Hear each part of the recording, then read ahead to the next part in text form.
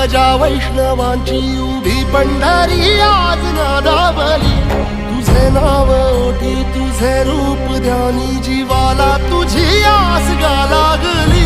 जरी बाप साऱ्या जगाचा परी तू आम्हाले कराची विठू माऊली।